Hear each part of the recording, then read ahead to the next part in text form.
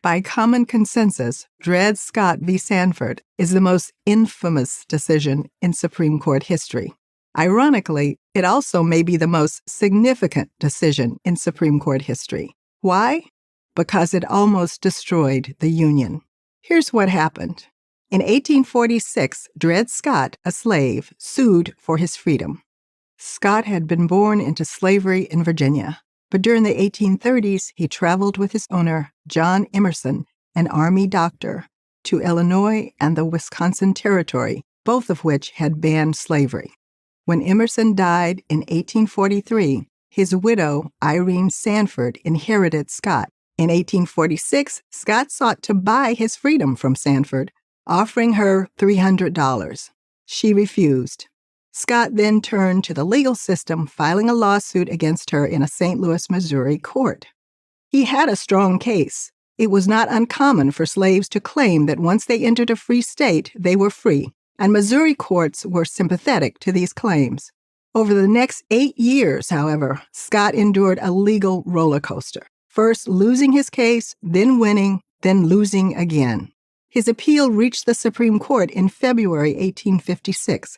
Chief Justice Roger Taney immediately grasped its importance. Here was a case, Taney reasoned, that could settle once and for all the vexing issue of slavery and its role in America's future. To understand Taney's thinking, we need a bit of historical context. As the nation expanded in the early and mid-19th century and admitted new states, the slavery issue became more and more contentious. In 1820 and then again in 1850, Congress passed 2 bills to diffuse the growing conflict, respectively known as the Missouri Compromise and the Compromise of 1850. Both laws divided the country into free states and slave states. Although these laws kept the nation at peace, they failed to address the fundamental issue. Did blacks have the same rights as whites? Taney believed he had the answer. On March 6, 1857, the court announced its decision. By a 7-2 vote, it ruled that blacks did not have the same rights as whites and therefore could be treated as property, no different than any other kind of property. And as property, they were not and could never be citizens. And if they were not citizens, they had no standing in any court. Taney believed that the writers of the Constitution saw blacks as beings of an inferior order, altogether unfit to participate in government, and that whatever privileges they enjoyed were granted to them by the generosity of the superior white race. But what about the most famous phrase in the Declaration of Independence, that all men are created equal? Didn't that undercut Taney's argument? Taney contended the founders never seriously considered the idea of human equality to apply to Africans, ignoring the fact that men like John Adams and Alexander Hamilton were furiously opposed to slavery.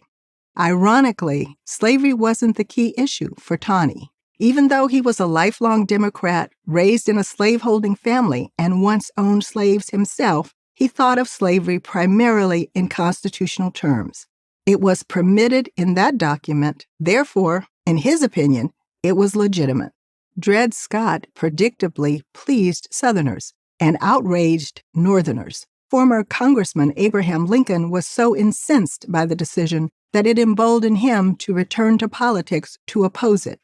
Anti-slavery activist Frederick Douglass declared, "All that is merciful and just on earth and in heaven will despise this edict of Taney." That's not how the newly elected Democratic president, James Buchanan, saw it, however. This was the decision he wanted. He even worked behind the scenes to make it happen. In his view, the executive and legislative branches had long recognized slavery as a legally sanctioned institution. Now, the judicial branch had joined them in the same conclusion. Slavery was here to stay. But events would prove otherwise. As Lincoln predicted in a speech in 1858, a house divided against itself cannot stand. Dred Scott solidified that division. If civil war wasn't inevitable before Taney's ruling, it was after. This is one of the many reasons historians consider the decision as the low point in the court's 230-year history. As for Dred Scott himself, His story had a happier, if short-lived, ending. His owner freed him after the court decided his case. He died a year and a half later. Every American slave would be freed by the 13th Amendment, ratified in December 1865, and made a citizen by the 14th Amendment in 1868, but not before the North prevailed in a brutal civil war that Dred Scott v. Sanford helped to provoke. I'm Janice Rogers Brown, former Associate Justice of the California Supreme Court for Prager University. Thank you for watching this video. To keep PragerU videos free, please consider making a tax-deductible donation.